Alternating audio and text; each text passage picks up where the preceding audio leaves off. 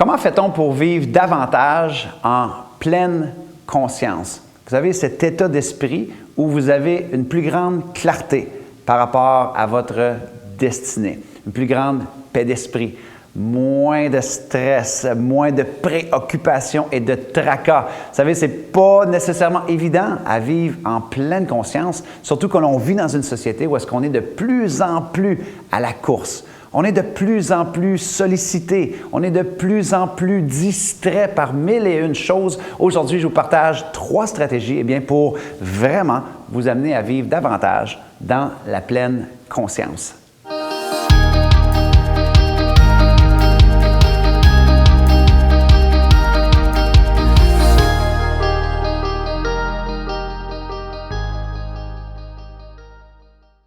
Avant d'aller plus loin avec la capsule d'aujourd'hui, si vous n'êtes pas membre encore de notre chaîne YouTube, je vous invite en pleine conscience à cliquer le bouton juste ici, à vous abonner à ma chaîne YouTube. Évidemment, si vous aimez les cadeaux tout comme moi, simplement cliquez juste ici pour télécharger gratuitement mon dernier livre best-seller, Éveiller l'invisible pour réaliser l'impossible, mon cadeau à moi de vous pour vous aider à aller encore plus loin dans votre cheminement personnel. Alors, comment fait-on pour vivre davantage en pleine conscience? D'abord, avant tout, il faut vraiment réaliser qu'on vit dans une société où est-ce qu'on est constamment bombardé pour nous amener à davantage d'actions, à davantage de faire, à se réaliser encore plus. Alors, c'est ironique parce que la pleine conscience, nous demande d'arrêter de faire pour être davantage dans l'être.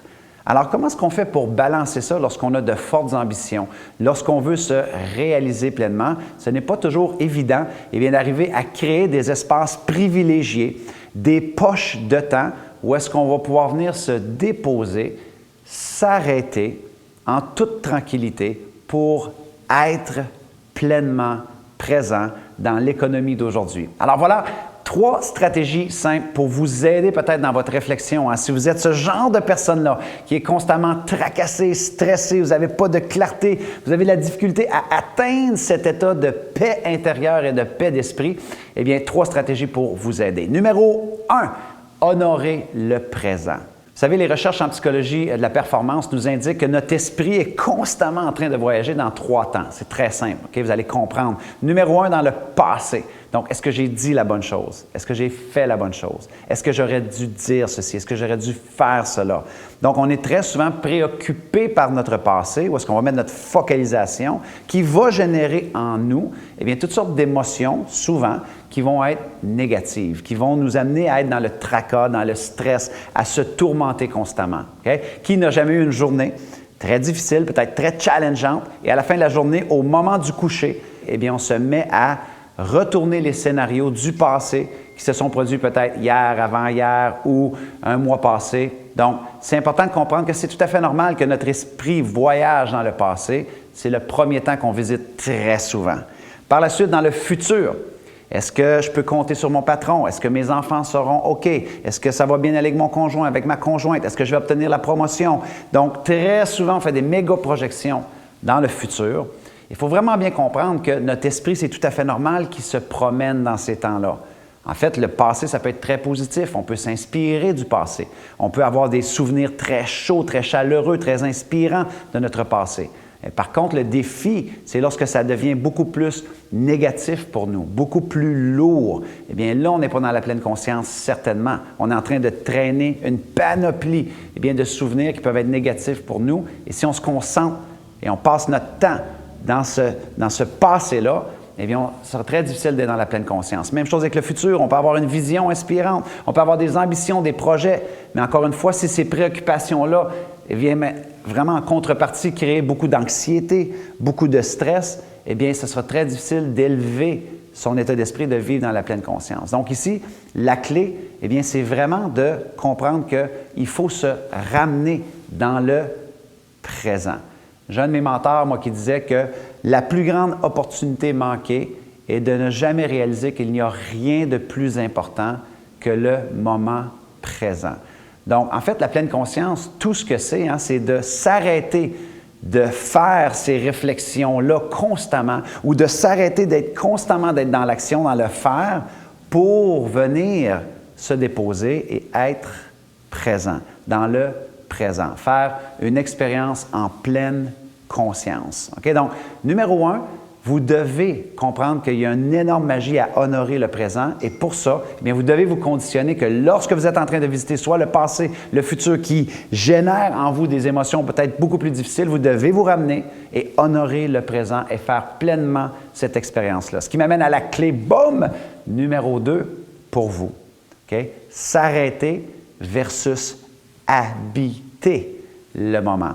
Vous savez, on parle beaucoup de vivre le moment présent, on parle beaucoup de prendre des pauses, parce que c'est une des stratégies justement pour élever sa pleine conscience, c'est de prendre des pauses, de se protéger des temps pour nous, de choisir des poches de temps privilégiées où est-ce qu'on peut s'arrêter et prendre des pauses pour faire cette pleine expérience-là en pleine conscience. Le problème justement, c'est que les gens s'arrêtent, mais ils n'habitent pas le moment. Hein? La majorité des gens qui veulent se pratiquer ou se mettre en pratique de la pleine conscience, ils prennent des pauses lorsqu'ils sont en train de faire. Ils prennent des pauses lorsqu'ils visitent le passé. Ils prennent des pauses lorsqu'ils visitent le futur. Mais pendant ces pauses-là, ils vont aller vérifier leur courriel. Pendant ces pauses-là, ils vont appeler un ami. Pendant ces pauses-là, ils vont faire un autre truc. Donc, ils sont encore dans le faire. Donc, ils sont encore en train de fatiguer tout simplement autrement leur cerveau et leur psychologie. Donc, c'est vraiment important de comprendre qu'il y a une grande différence entre arrêter de faire pour être et littéralement décider de habiter le moment pour être. Ne serait-ce que de vous concentrer sur votre respiration pendant quelques instants. Moi, j'aime beaucoup faire l'exercice des 5 sens. Lorsque je me décide d'arrêter parce que mon esprit est beaucoup trop là et je dois élever ma pleine conscience, je vais me déposer, je vais décider d'habiter pleinement mes 5 sens pendant quelques minutes, commençant par la respiration, par la suite le visuel, par la suite qu'est-ce que j'entends, qu'est-ce que je goûte, qu'est-ce que je touche, c'est sur une texture, sur un banc ou peu importe, dans un parc, dans la nature. Il y a une énorme différence lorsqu'on prend nos pauses, justement, qu'on décide de habiter le moment. Donc, pour vous, très important, comprenez que oui, la pleine conscience consiste à arrêter de faire pour être, mais ne faites pas l'erreur de juste arrêter différemment pour continuer à fatiguer votre psychologie avec votre téléphone intelligent, vos courriels, votre Facebook, votre YouTube, Alouette, parce que vous allez être encore dans le faire. Okay? Troisième clé, stratégie, ça va arriver énormément que vous n'allez pas exécuter ces stratégies-là. Vous allez rester dans le passé, vous allez rester dans le futur, vous n'allez pas honorer le présent. Vous allez avoir de la difficulté à vous ramener. Ça va arriver souvent que vous allez arrêter différemment plutôt que de habiter le moment présent. La troisième clé, pas de culpabilité. Okay? Très souvent, les gens qui se mettent à pratiquer la pleine conscience et que ce sera très difficile au quotidien parce qu'on est programmé constamment à que notre psychologie visite le passé, le futur. On est programmé à arrêter juste autrement. On croit au multitâche. Donc, on prend une pause, mais finalement, on fait 100 choses en même temps et notre psychologie continue d'être bombardée, distraite, sollicitée et on ne peut pas élever notre pleine conscience. Donc, la dernière chose à faire, c'est de faire le constat de nos premières tentatives qui seront peut-être pas fructueuses, de se dire « Ah, c'est pas pour moi » et de se sentir coupable de ne pas être capable de faire ce simple exercice-là. Alors, lorsque ça arrive, développez-vous des stratégies simplement pour vous dire « Hey, déjà, j'ai mieux fait qu'hier. À tous les jours, je me choisis un peu plus davantage. Je suis peut-être pas parfait aujourd'hui, c'est peut-être pas parfait aujourd'hui présentement, mais à tous les jours, je me choisis un peu plus davantage. Et vous recommencez où est-ce que vous étiez rendu. Et vous recommencez où est-ce que vous étiez rendu. De croire que chaque journée est encapsulée, en fait, dans un moment présent. Demain est une autre journée. Mais si demain, vous vous levez en disant « Oh, hier, j'étais constamment dans le passé, j'ai ruminé le passé ou j'ai eu énormément de préoccupations par rapport à mon futur » et que vous délaissez complètement la pratique des 2 premières stratégies, ça va être très difficile pour vous d'élever cet état d'esprit-là, de pleine conscience, d'avoir une présence exceptionnelle auprès des gens que vous côtoyez, d'avoir davantage et davantage de clarté, de paix d'esprit, de diminuer votre stress.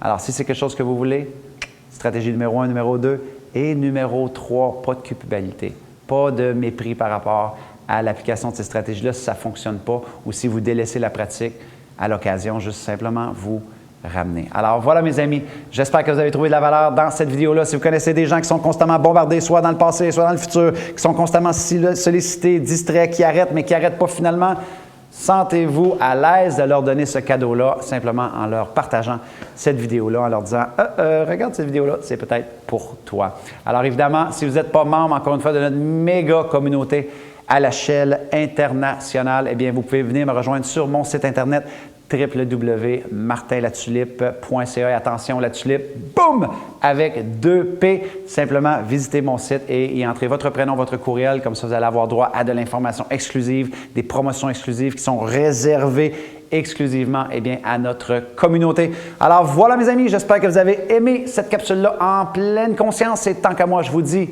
jusqu'à notre prochaine communication, soyez reconnaissants, reconnaissantes, célébrez la magie d'aujourd'hui et merci sincèrement de faire partie de ces gens-là qui ont le courage de vouloir bâtir un monde meilleur. C'était votre ami Martin qui vous dit au revoir tout le monde. Comment fait-on pour développer et maintenir davantage de confiance en soi?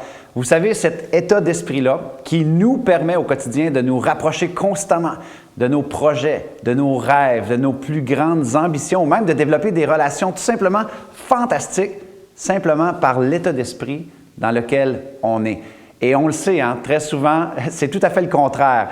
L'état d'esprit de confiance en soi peut fluctuer énormément et peut varier selon les domaines de notre vie. Des fois, on est très confiant dans un domaine, mais on peut être beaucoup moins confiant dans un autre. Alors aujourd'hui, je vous partage, boum, 3 stratégies vraiment pour élever et maintenir un état de confiance en soi optimal.